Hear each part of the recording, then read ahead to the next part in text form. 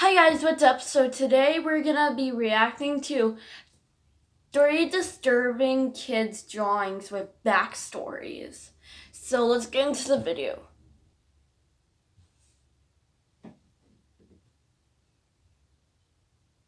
With Karma Drive, you can track your driving. I'm gonna turn it up, guys. Car insurance rate. Although if you go to yoga by Years ago, I did a somewhat lighthearted video about the creepiest children's drawings. I made jokes about a lot of them, but a few on that list did seem like they might have had some sinister backstories. Over the years, I've gotten a handful of kids' drawings with backstories emailed to me. Today, I'm going to be compiling a few of those into this video. This was the drawing made by a 6-year-old boy in 2012. The picture was found in his room by his older sister Tracy, who sent this to me, who was 14 at the time, and she showed it to her parents. In the picture is the family around the dinner table, drawn at a typical 6-year-old skill level. The reason Tracy showed it to her family is because she could recognize all the family members at the dinner table, even the family dog and cat. Who she couldn't recognize was the man sitting on the floor kind of behind the table. Tracy said in her emails to me that when she was asking her little brother who that man was, he kept shrugging his shoulders and saying he's not allowed to tell.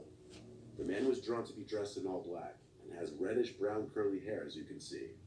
Because of her little brother's refusal to explain who that fifth person in the picture was, she showed it to her parents, explaining that he likely had an imaginary friend or was pretending to be seeing ghosts. After the parents confronted the child at dinner, asking who the man in the picture was, the boy made a pouty face and shrugged his shoulders. He did this anytime they asked, with the most detailed answer from his mouth being, "I'm not allowed to tell." The parents, specifically the dad, weren't fazed by it, as really a 6-year-old could draw anything and create some kind of crazy story in their head behind it. Tracy would be responsible for watching her brother often when their parents weren't home. And one day when she was left in charge of watching him, she heard her brother talking to someone in his room. Upon getting to his room, she learned he was just playing with his toy car set on the floor, talking to most likely himself as he played. Tracy asked if he was talking to anyone. He looked at her and shrugged his shoulders again, pouting his face. Tracy then noticed some candies on the floor of her brother's room, a specific kind of green apple flavored candy that she'd never seen her mother buy before. She asked him where he got this, and he ignored her, going back to playing. Tracy took the candies, and that angered her brother, yelling, "Give them back."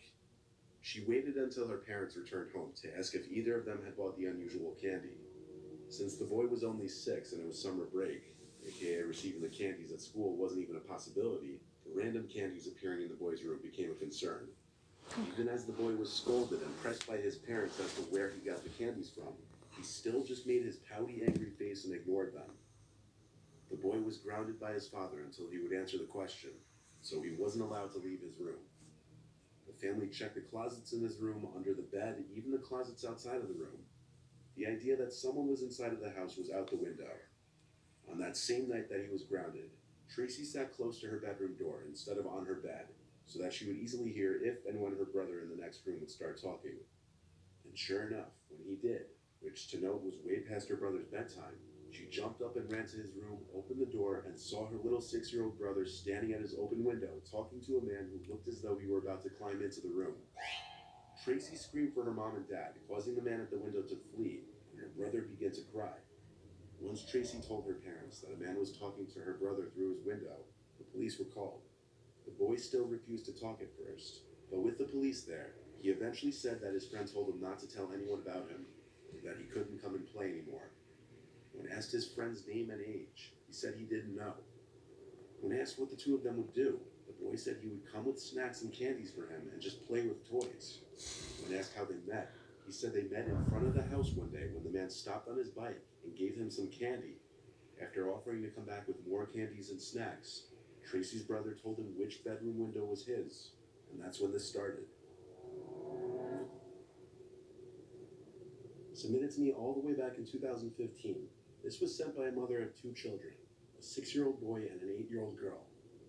Almost every night between the hours of 12 and 5 a.m., the boy would come to the parents' bedroom crying that he's scared because someone or something was in his room at the edge of his bed. The boy would claim that every night the person or thing would come out from his closet and move to the same spot at the foot of his bed and just stand there not moving. The first few times the parents would check the boy's bedroom just to make him feel better. The closet door would always be opened, When questioned why the closet door was always open when it was supposed to be shut, he would claim that it was because he was telling the truth about the thing in his closet. Every time the parents would show their son that the closet was empty, he would go back to sleep. Their 8-year-old daughter never had any similar issues to this. For a few nights, the parents would let him start sleeping in their room on the floor with a blanket. Eventually, though, after this had been going on for too long, the parents decided to humor him one more time and asked him to draw what the thing at the foot of his bed looked like. His drawing sent chills down his parents' spines. In the drawing was some grudge-like figure that seems like it would be enough to give a grown man nightmares, let alone a 6-year-old boy. There also appears to be something at the window, and when questioned about this, the boy said that he sees it at the window sometimes too when it's not at the foot of his bed. The parents' solution to this was moving their son's bed to the spare bedroom across the hall that didn't have any big closets. The mom who submitted this couldn't help but get a little creeped out herself at the drawing, and every time he would come crying to their room in the middle of the night. Sorry guys, it's just a stupid ad. I'll skip this. Every little thing is a little more than. Okay. And writing, and there's 3 different pages of it. This was found by the new babysitter of an 11-year-old boy named Rocco in Ottawa, Canada. The babysitter, who I'll refer to as Alyssa, was needed while the parents of Rocco were away for a week. According to Alyssa, Rocco was very quiet and kept to himself most of the time. He would stay in his room for a majority of the day, and would only come out to get food from the fridge or to go downstairs to play video games. Alyssa tried to befriend the child the first day, but eventually gave up after realizing Rocco either didn't like her or was just a very unfriendly, creepy kid in general. Alyssa would spend the majority of her shifts doing schoolwork and watching movies. She knew Rocco had an obsession with guns because of the amount of toy guns he had. They would lay across the house in varying rooms, ranging from Nerf guns to airsoft guns to varying types of toy guns. Alyssa had never been in Rocco's room yet, though, but one night when Alyssa was having trouble sleeping, she heard Rocco sneak into her designated bedroom and was just standing by the doorway. She sat up in her bed and asked Rocco was something wrong. Then she just closed the door quickly and she heard him running back to his room. The next day, Alyssa went into Rocco's room for the first time. Rocco wasn't in there and the light was off. This meant he was in the basement playing video games, as those were the only 2 rooms he'd ever be in, according to Alyssa. He didn't even seem to seek hanging out with friends. Sprawled out on Rocco's floor were a bunch of papers. The first piece of paper that caught her attention was this drawing of a handgun. It wasn't anything really alarming. It just further demonstrated his fixation on guns. Alyssa dug through the papers, though, and found 4 pieces of paper stapled together with 3 different staples. They formed what could best be described as a little storybook. The first page looked to be the cover page, titled The Babysitter.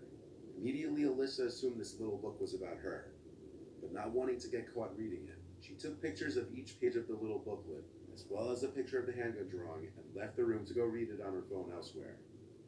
These were the pictures she had taken. This was the second page. Rocco wrote on it, "It was a regular day in the house, when Mom and Dad brought over the babysitter for the first time. There's something about her that I hate. I think it's how ugly she is. She's a huge nerd. I don't want her in the house. Not sure why my mom and dad hired her. I think I'm gonna have to kill her." The drawing on the page was supposed to be Alyssa sitting on the couch on her phone, and Rocco spying on her through the doorway. This was the next page. It's day 3 and she's still here. Parents think I'm a baby or something that needs an annoying, ugly babysitter that eats all our food and drinks. In this drawing, Rocco appears to be grabbing a kitchen knife while Alyssa's in the fridge. The child's disdain for his babysitter becomes increasingly apparent in a disturbing manner. But the next and last page is by far the worst. It says, "She caught me sneaking into her room. I have to be quieter next time." The picture is quite obviously Rocco holding a knife behind his back while Alyssa lay asleep in her bed. The implications of this picture are beyond transparent. Alyssa returned to Rocco's room while he was still in the basement, and lo and behold found a small kitchen knife on his bedside nightstand. Alyssa sent the pictures of the drawings and knife to Rocco's parents and then called them. At first, the parents tried to convince her he must be joking around, but they were apparently easily convinced that Rocco could have monstrous intentions. They had Rocco's grandmother take over that same day. Alyssa left the house never informing the police or any other authorities. She accepted her payment for the 2 weeks that night, and she accepted the parents' apologies, but not without recommending that they take their son to get some serious help.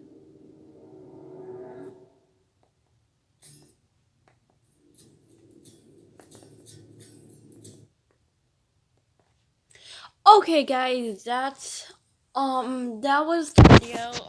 I hope you guys liked that video. Comment down below which other one I should react to by Mr. Nightmare. Bye, guys.